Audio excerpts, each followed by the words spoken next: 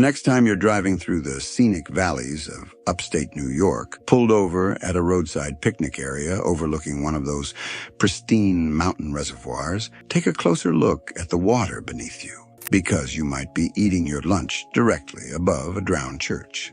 In 1954, the New York state government passed what seemed like a routine infrastructure bill, the Reservoir Protection Act. The legislation barely made the newspapers, received no public opposition, and was signed into law without ceremony. But what that innocuous piece of paperwork actually authorized was something far more dramatic: the systematic erasure of entire communities. Over the next 2 decades, the state would condemn, evacuate, and flood dozens of towns throughout upstate New York, creating reservoirs to supply water to New York City, hundreds of miles away. But these weren't just buildings that disappeared. These were places where generations of families had built their lives, where children had walked to school along streets that now lie beneath 40 feet of water, where entire communities simply vanished. And here's what's truly unsettling. When water levels drop during severe droughts, pieces of these lost worlds become visible again. Church steps emerge from muddy lake beds like something from a post-apocalyptic movie. Street grids reveal themselves, perfectly preserved beneath decades of silt. Cemetery stones poke through the surface, marking graves that were supposed to have been moved but somehow weren't. You're watching Undiscovered America, where we explore overlooked corners of the country that most maps and travel guides won't show you. Today, we'll journey through the submerged and abandoned towns of upstate New York, where your favorite weekend getaway destinations hide some of the most haunting stories in American history. Places where entire communities were sacrificed for the convenience of strangers they'd never meet, and where the ghosts of lost towns still haunt the landscapes that replaced them. Number 13. Gilboa was a thriving farming community in the Schoharie Valley until it was condemned and flooded in 1926 to create the Gilboa Reservoir. But what makes Gilboa's story particularly haunting is how thoroughly the state tried to erase any evidence that the town had ever existed. Gilboa had been settled in the early 1800s, and by the 1920s was home to several hundred people, with prosperous farms, local businesses, a one-room schoolhouse, and the kind of tight-knit community bonds that defined rural America.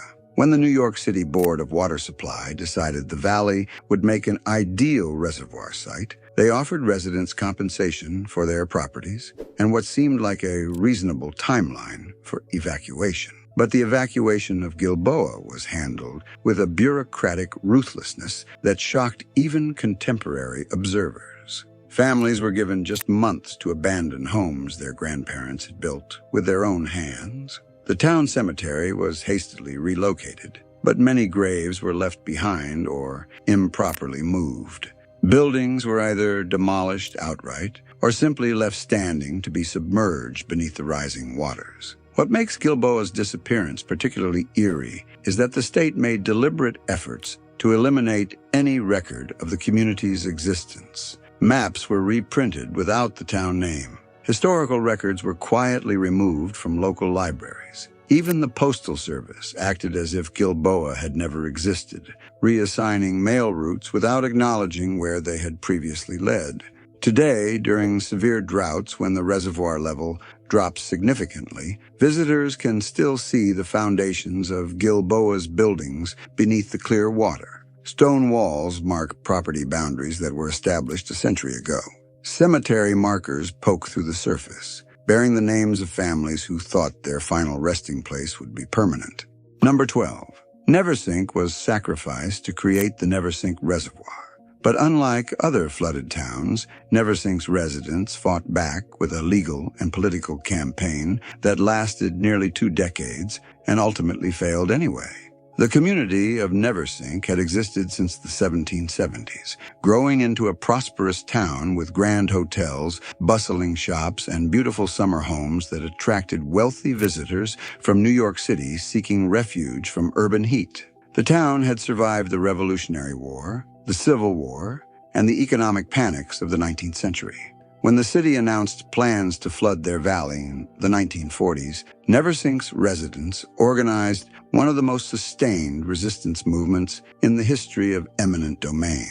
They hired expensive lawyers, lobbied state politicians, and even took their case to federal court, arguing that the reservoir project violated their constitutional rights to property and due process. For nearly 20 years, the legal battle raged while the community lived under the constant threat of condemnation.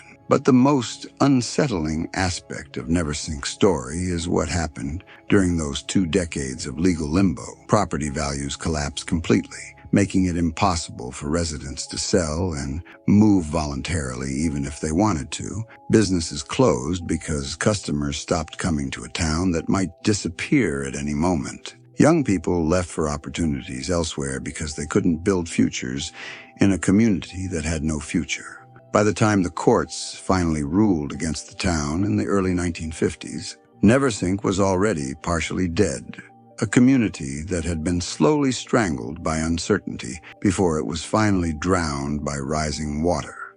Number 11, Bittersweet, lived up to its name, serving as a crucial railroad town that thrived during the steam era, but was abandoned when diesel locomotives made its water stop unnecessary. Located in the rugged Catskill Mountains, Bittersweet existed primarily to service the Ulster and Delaware Railroad, which needed regular water stops for its massive steam engines as they climbed through the challenging mountain passes. The town that grew up around the water station included a comfortable hotel for passengers, a general store, a post office, and housing for railroad workers and their families. But technological change doomed Bittersweet more quickly than economic decline doomed other communities. When the railroad converted to diesel locomotives in the 1940s, the need for water stops disappeared overnight. Within just a few years, the railroad abandoned the station, and the town's entire economic foundation simply evaporated. What makes Bittersweet particularly poignant is how quickly nature reclaimed the abandoned community. Unlike towns that declined gradually over decades, Bittersweet was abandoned so rapidly that buildings were left with furniture still inside, personal belongings still on shelves, and the complete infrastructure of daily life intact but suddenly unused. Today, hikers following old railroad grades through the Catskills occasionally stumble upon Bittersweet's remains. Foundation stones scattered through the forests, rusted machinery from the water station, and the occasional artifact that speaks to the community's brief but intensive existence. Number 10, Ashokan was one of several communities flooded to create the massive Ashokan Reservoir. But it's unique among New York's drowned towns because portions of it are still visible above water, creating a landscape that feels frozen between past and present. The Ashokan Reservoir project, completed in 1915, required flooding an entire valley that contained multiple thriving communities. Ashokan was the largest of these towns, with over 500 residents, but the complex engineering of the reservoir left parts of the original town site above the high water mark. What remains creates one of the most psychologically unsettling landscapes in upstate New York. You can walk through areas that were once the bustling center of town, where the main street ran, where the school stood, where families gathered for community events. But half the town lies underwater, just a few hundred feet away. The visible remnants of Ashokan include foundation walls, stone steps that once led to buildings now submerged, and road cuts that disappear into the reservoir. During low water periods, more of the drowned town becomes visible, including the old railroad bed and building foundations. But the most haunting aspect of Ashokan is the cemetery that was only partially moved when the reservoir was created. Some graves were relocated to higher ground, but others were left in place and are now underwater. Local residents report that during extremely low water years, tombstones become visible beneath the surface. Number 9, Arena was a booming lumber town that thrived during the Adirondack logging era, but was abandoned so quickly when the forests were exhausted that it became a perfectly preserved snapshot of early 20th century industrial life. Located deep in what is now the Adirondack Park, Arena was built around a massive sawmill operation that processed timber from the surrounding old-growth forests. At its peak in the early 1900s, the town housed over 1,000 people, with company housing, a school, multiple stores, and all the infrastructure of a typical lumber town. But the lumber industry in the Adirondacks was based on cutting ancient forests that couldn't be replaced quickly. When the easily accessible timber was exhausted around 1910, the lumber company made a business decision that doomed the entire community. They simply packed up their equipment and left, abandoning not just the mill but the entire town. What makes Arena extraordinary is the completeness of its abandonment. The sawmill machinery was too expensive to move to other locations, so it was simply shut down and abandoned in place. Company houses were left furnished because workers were told they could return later to retrieve their belongings. But the company never reopened the site for salvage operation. Today, Arena is accessible only by challenging hiking trails that lead deep into the Adirondack wilderness. The sawmill ruins are among the most complete industrial archaeology sites in New York State, with massive steam engines, sawing equipment, and mill buildings still standing after more than a century of abandonment. Number 8. Phoenicia still exists as a charming small Catskills community, but the original Phoenicia lies underwater, flooded when the Ashokan Reservoir was expanded in the 1940s. The confusion around Phoenicia illustrates how complicated the history of New York's drowned towns can be. The community that tourists visit today is actually New Phoenicia, built to replace the original town that was condemned and flooded during reservoir expansion. Original Phoenicia had been a prosperous railroad town, strategically located where multiple rail lines converged in the Catskill valleys. The town had grand hotels, thriving businesses, and a booming economy based on tourism and transportation. But when New York City needed to expand the Ashokan Reservoir, original Phoenicia found itself directly in the flood zone. Unlike many other condemned communities, Phoenicia had enough political influence and economic resources to negotiate a relocation rather than simple abandonment. The state agreed to help establish New Phoenicia on higher ground, and many of the original buildings were actually physically moved to the new location. But the process of relocating an entire town proved more complicated than anyone had anticipated. Some buildings couldn't be moved and were lost forever. The economic disruption of relocation bankrupted many businesses, and the new town, despite bearing the same name, never quite recaptured the character and community spirit of the original. Number 7. Rondout was the original terminus of the Delaware and Hudson Canal, but the community was gradually abandoned as the canal system became obsolete, leaving behind one of New York's most complete 19th century industrial sites. Rondout had been built where the Delaware and Hudson Canal met the Hudson River, making it a crucial transportation hub for moving coal from Pennsylvania mines to New York City markets. The town that grew up around the canal operations included massive warehouses, comfortable hotels, worker housing, and all the infrastructure needed to support one of the busiest inland ports in America. But the canal era proved relatively brief. Railroad transportation was more efficient than canal systems, and by the 1890s, the Delaware and Hudson Canal was carrying only a fraction of its peak traffic. When the canal was finally abandoned in 1898, Rondout's economic foundation disappeared overnight. What makes Rondout fascinating from an archaeological perspective is that much of the canal infrastructure was left in place when operations ceased. The locks, the loading docks, the warehouse foundations, and even some of the worker housing remained largely intact, creating a site that preserves the technology and social organization of the canal era. Today, parts of Rondout have been incorporated into the city of Kingston, but abandoned sections create a landscape where 19th century industrial archaeology is scattered throughout a modern urban environment. Number 6. Olive City was created specifically to house workers displaced by reservoir construction, but it was designed as a temporary community and was systematically abandoned when the construction project was completed. When New York City began building the massive Ashokan reservoir system in the early 1900s, they faced a logistical challenge, housing thousands of construction workers in a remote area that lacked existing infrastructure.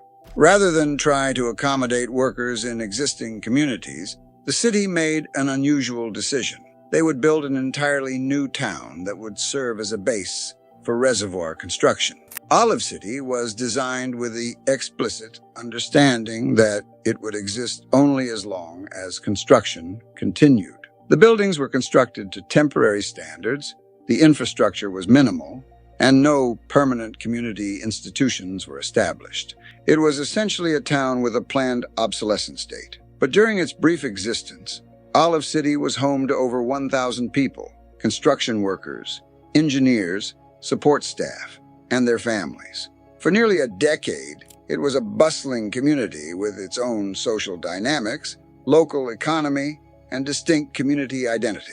When reservoir construction was completed in 1915, Olive City was systematically dismantled according to the original plan. Buildings were torn down, infrastructure was removed, and the site was returned to rural agricultural land use.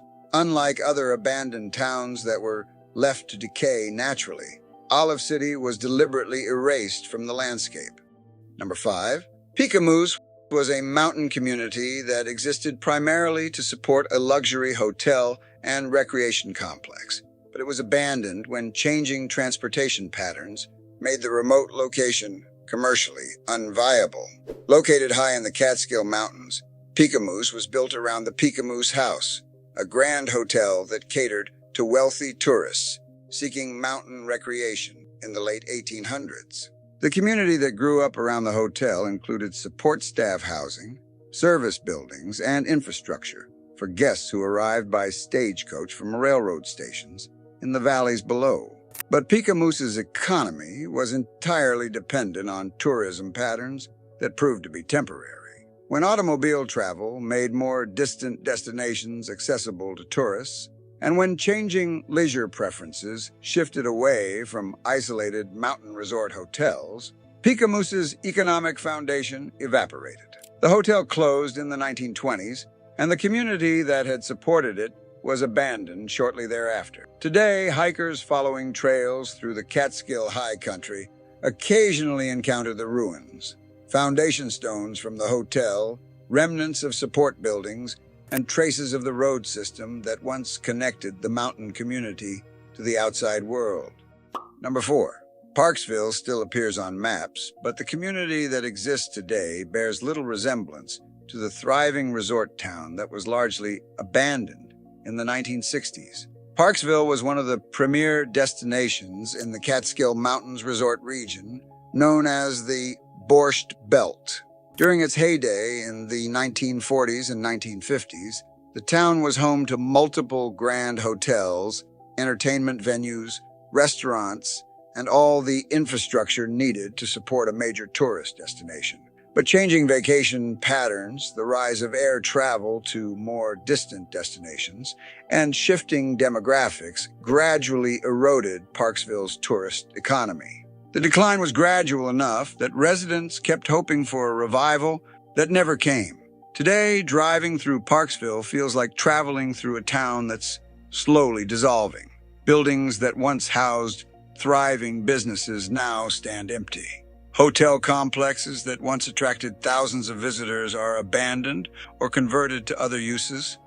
Number 3. Cairo was a planned community that was supposed to become a major Catskills resort destination, but was largely abandoned when the developers ran out of money before the project was completed.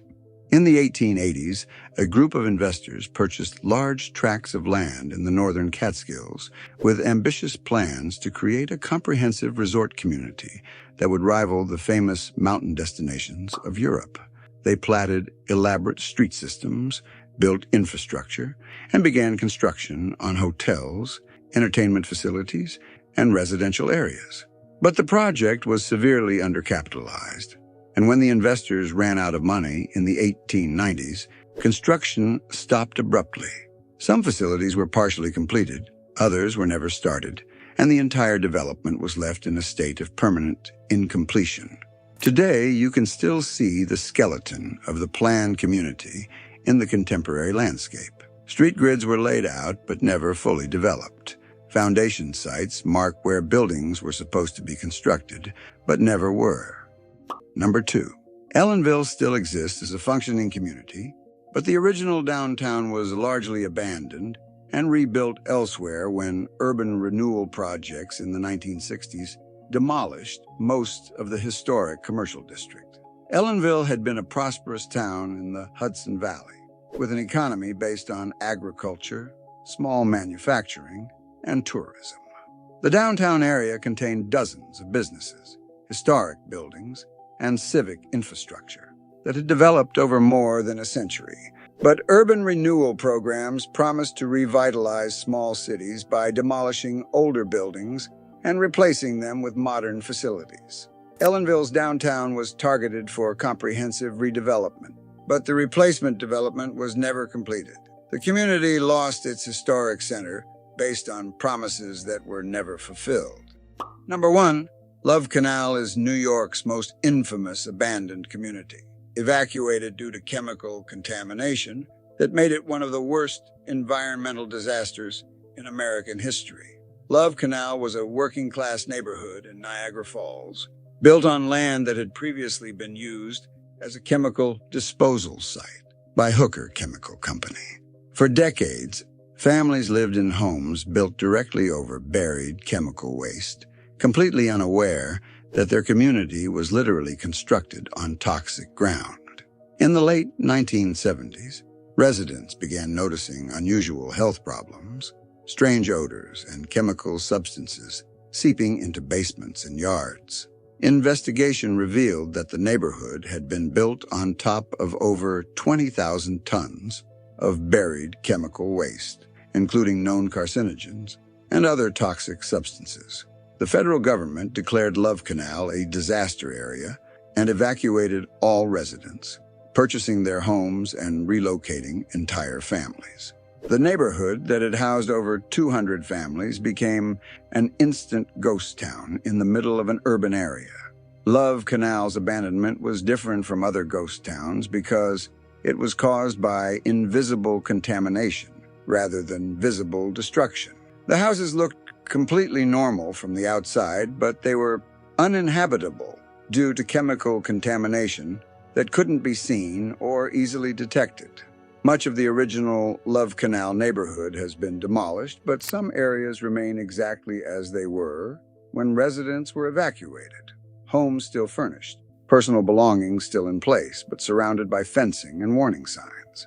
So what do these 13 ghost towns tell us about upstate New York and about the hidden costs of progress and development? First, there's the realization that many communities in upstate New York have been systematically sacrificed for the benefit of New York City.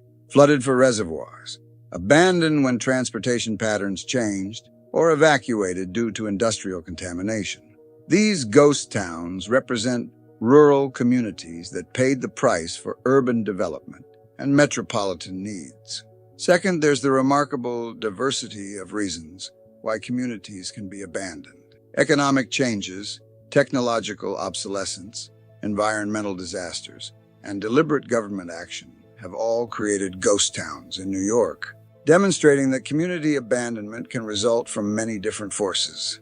Third, there's the surprising speed with which thriving communities can become empty landscapes. Some of these towns were abandoned gradually over decades, but others were evacuated within months or even weeks, showing how quickly the familiar can become the forgotten. These ghost towns remind us that community existence is far more fragile than we typically realize. All of these places were once home to people who thought their communities were permanent, who built lives and relationships and futures based on the assumption that their towns would continue to exist. The submerged foundations visible during droughts, the ruins scattered through wilderness areas, and the empty lots where downtowns once thrived all serve as reminders that no community is guaranteed permanence. The forces that created these ghost towns, economic change, environmental disaster, government policy, technological obsolescence, continue to operate today. As you travel through upstate New York, remember that the landscape around you contains the remnants of dozens of communities that once thrived but no longer exist. Beneath the reservoirs that supply your water, scattered through the forests you hike, and hidden beneath the modern developments you drive through, are the traces of towns where people once built lives, raised families, and believed in futures that never came to pass.